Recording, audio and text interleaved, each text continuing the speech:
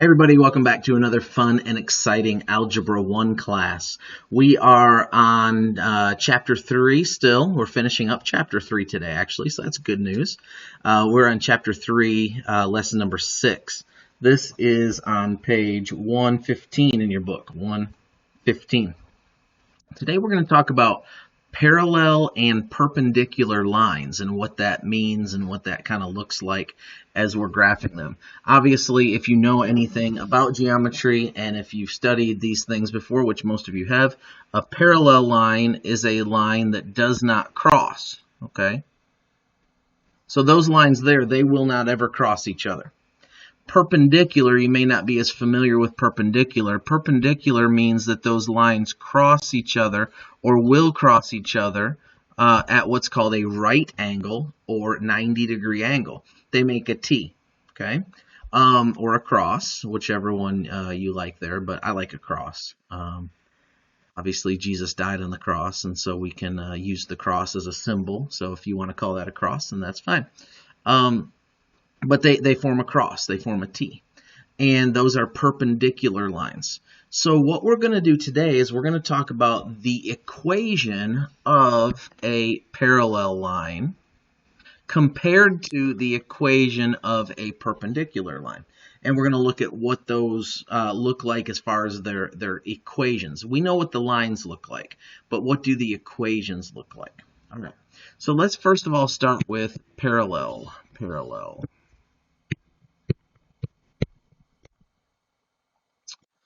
All right, on page 118, you're going to see where it talks about parallel lines.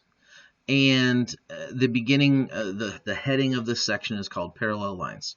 And really the only thing, the key thing that you need to know about this, I'm gonna basically boil all this down to one key thing about parallel and then one key thing about perpendicular later. So the one key thing about parallel is, okay, their slope must be equal. All right, let's put it the same. Must be the same. All right, so what does that mean? Here's what it means. If one line has a, let's call this the purple line, we'll call this a slope of 3/1. Okay? And if we're going to have a line that is parallel to it or that never crosses it, so that blue line, this blue line must also have a, and this would be m equals 3/1. This blue line must also have an m equals 3/1 slope. In other words, their slope has to be identical. There can't be any difference in the slope.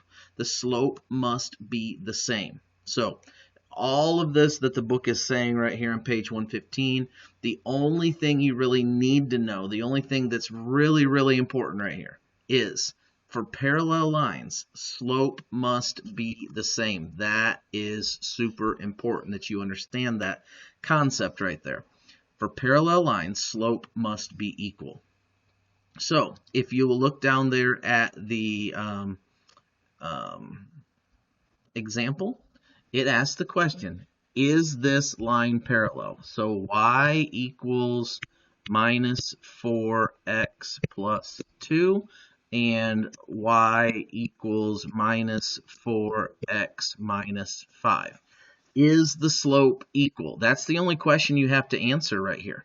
So you look right here at the m. In this one, the m equals -4, and in this one, the m equals -4. So are the lines parallel? Yeah, the lines are parallel. So when you graph those, when you put those on the graph, you're going to find that those lines are parallel. We won't take the time to do it, but that is that's how you do that. Now, in the next example, they give you basically the same thing. They give you two lines. I'll just kind of back this up and show it to you here. So they give you y equals 5/2x minus 1, and then y equals 1/5x minus 2. So the slope here is 5/2, and the slope here on the second line is 1 over 5. Are those equal? No. Are the lines parallel? No. Okay, so it's that easy. There's nothing really to it, so that would be a no. All right, the next thing that they show you is if it's not in slope-intercept form, how do you do it? Well, you just convert them, change them to slope-intercept form, and then you find what the slope is. Okay, I've got the two examples here from page 115 at the bottom of the page on my paper. And here's what we want to do. We want to, all we're trying to do is we're trying to find out the slope. Well, how can we find out the slope? Well, if we use y equals mx plus b, that's the slope-intercept. That will tell us what our m is. That'll tell us what our slope is. So if you'll go ahead and do that on each one, put them into y equals mx plus b. Or get y by itself. That's the key. That's what we're looking to do here. So I'm going to subtract 3x from both sides. And I'm going to get 2x equals, now this is kind of a little trick right here. I could put 6 minus 3x, but that's not in y-intercept form, is it? We want the x first. So the way to do this is to do minus 3x plus 6. All I did and that should be a minus there. All I did was I put the minus 3x in where it goes in the formula, okay? And so that's a little trick. Here's a second tricky part right here, is when I divide by 2, I don't want to divide this whole thing by 2. I want to divide each separate thing by 2. So just divide everything by 2. And the reason is because I want to keep this in the slope-intercept form. And I want to keep this in the slope-intercept form. And if we just divide everything by 2, it doesn't look right and it doesn't come out in the right form. So that's going to cancel, and I'm going to get y equals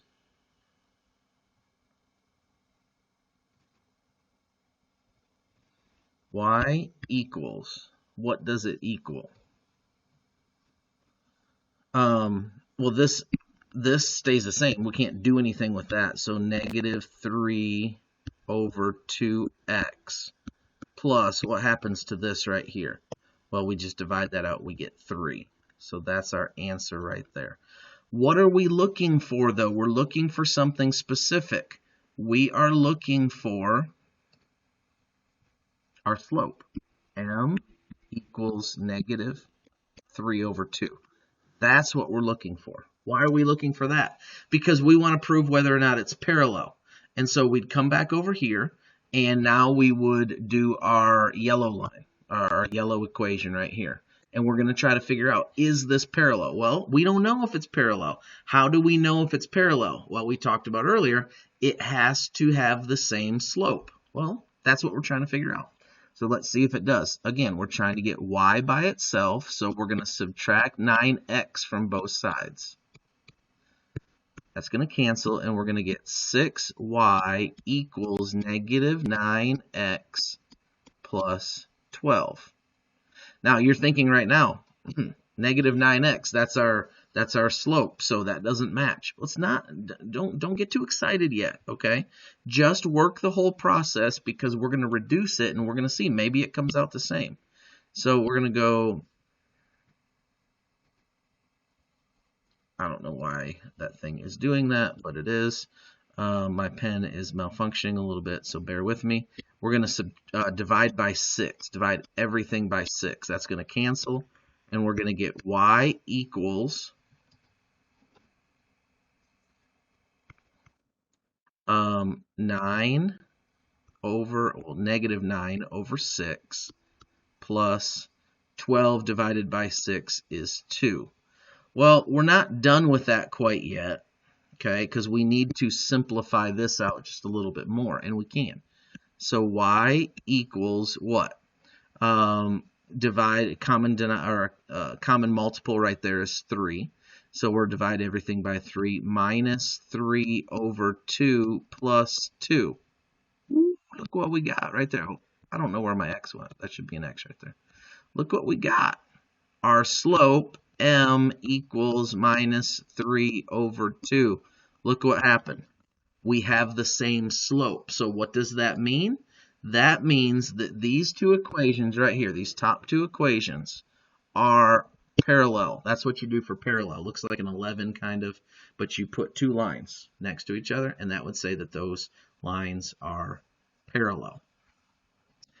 One more thing I need to show you with parallel real quick, and then I'll show you, shouldn't take me long to show you perpendicular, because really I only have to show you one thing about perpendicular, and then everything that we did with parallel, we would do with perpendicular. But let's do one more thing. What if they only give you points? Look at page number 116. So they say line 1,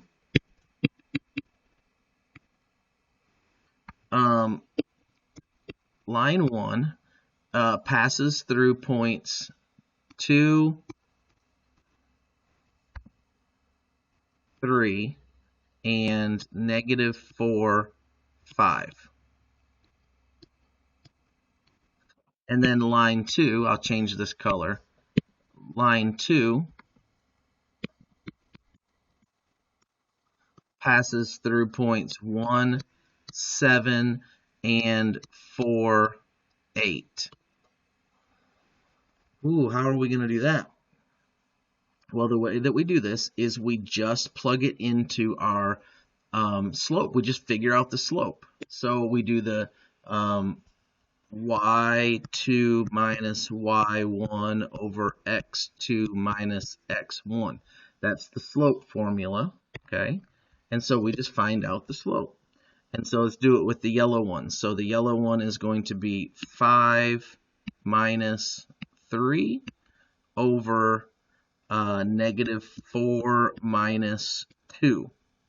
And that's going to give us 2 over negative 4, negative 6. So we're going to have a negative slope, and so our slope is going to be negative 1/3. That's the slope of the yellow line. Now let's find the slope of the blue line. And so we're going to do the same thing with the blue. So 8, because that's y2, minus 7 over 4 minus 1 equals 8 minus 7 is 1. Last time I checked. 1 over 3 minus 1 is 3. Oh, look what we got. Now this is interesting. I got negative 1/3 and 1/3. Parallel. No. Why not? Because this yellow one is negative, and this blue one is positive. It's a big difference there. And so this is not parallel, right? Not parallel. So be careful there that you pay attention, and it is not parallel because those are different slopes. One's positive, one's negative. All right. Oh, this is an interesting one because I know that this one shows up on a quiz or on a test. So you need to pay attention to this one, okay? And this is the last kind of example that I need to show you. So if they say, find an equation that passes through point 1, 2, and this is on page 116. They want you to find an equation. Find an equation. Okay? Ooh, we've never found an equation. What do they want us to find an equation of? Of a line that passes through 1, 2. They say, find the equation of a line that passes through 1, 2 and is parallel to, and then they give you an equation. 3x plus 4y equals 6. Whoa, wow, that sounds very complicated. It's a little bit complicated, but it's not really too bad. Here's what you need to do first. The first thing is you need to find the slope. We don't know what the slope is. It doesn't tell us. It tells us the points, but it doesn't tell us the slope. Oh, interesting, Mr. Steve. I heard you just say point slope. So do you think that we could maybe use the point slope formula? Yes, you can. All right. That's going to be what we use, but we have to find the slope first. So you say, I don't know how to find the slope. Yes, you do. We need to find the slope of one that's parallel to this one. Well, how do we know that something is parallel? If it has the same slope. So let's find the slope of this one, and then we'll plug it into the point slope formula. All right. So what is the slope of this guy? I don't know. Let's find out. We need to get it into y equals mx plus b. We need to solve for y. So let's go ahead and solve for y. Minus 3x to both sides. That's going to cancel that out. I'm going to get 4y equals negative 3x plus 6.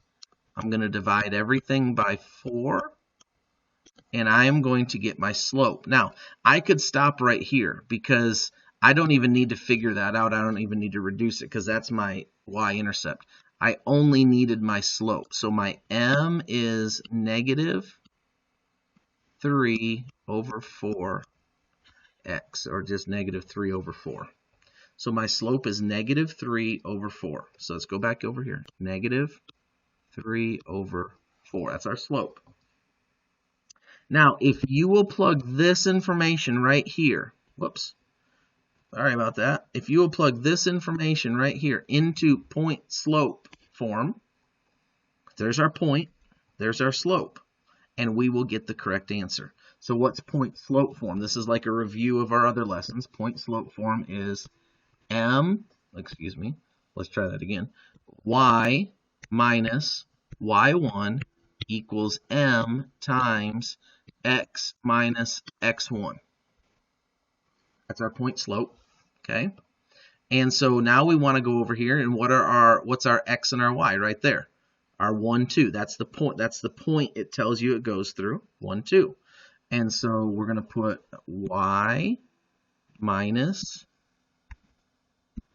2 equals, what was our slope again? Our slope is negative 3/4. Negative 3/4 times x minus 1. Where'd that 1 come from? Well, that's our x point here. Sorry about that. All right, so what we need to do now is we need to solve this point slope form. How do we do that? We distribute y minus 2 equals negative 3/4 x minus minus is going to give us a plus, and anything times 1 is itself, so 3 over 4.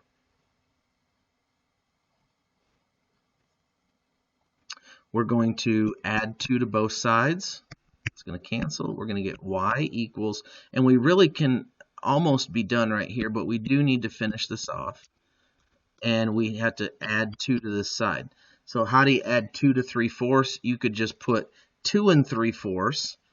I don't love 2 and 3/4, but it's fine. Probably a better way to write that in algebra is to write the improper fraction. So y equals negative 3/4 x plus 4 times 2 is 8 plus 3 is 11 over 4. And that would probably be the best way to write that. If you wrote 2 and 3/4, it'd be fine. I wouldn't mark it wrong. But that's probably a little bit better way to write that. Okay, I know we're over time. I get that. I understand that. But I have to show you one other thing, and this is just the parallel and perpendicular. So how do you prove it? That's how to prove it parallel. That's all those different things. Well, the way that you do it perpendicular is exactly the same, except for where it said that parallel lines have to be same slope. Write this down. Perpendicular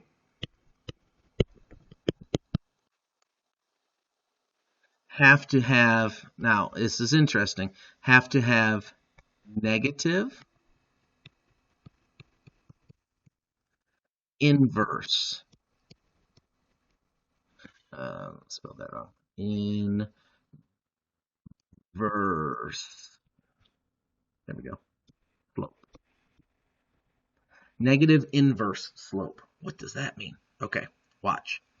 If one line has 1/2 slope, so this is line 1. So line 1 has m equals 1/2. What would line 2 have to have?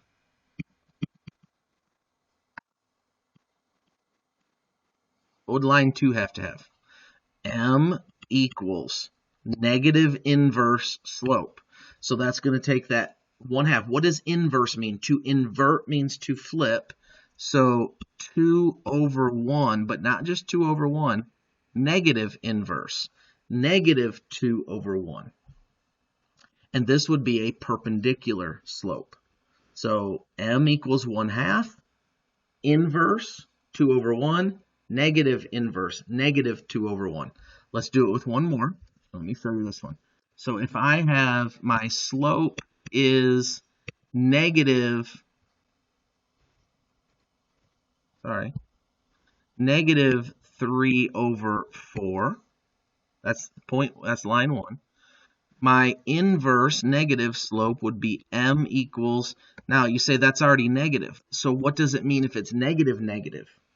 Remember? What does negative negative do? Positive, that's right. So it's going to be a positive, then we're going to flip the fraction. 4/3. So you would do all of those different procedures. I'm not going to go back over the different procedures, the point slope form, the slope intercept form, moving it all.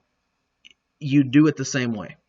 If you come up with a negative inverse, then it's perpendicular. If you come up with the same slope, then it's parallel. Okay, that's all I have for you today. I know that's a lot of information to kind of unpack, and it was a little bit longer lesson, but if you have any questions, you can always put it right there in the comments, and I'll try to answer those questions. If you missed anything, go ahead back, review it, rewind the video, and take a look at it, and try to understand what you missed, okay? All right, we'll see you later. Have a good one. Bye-bye.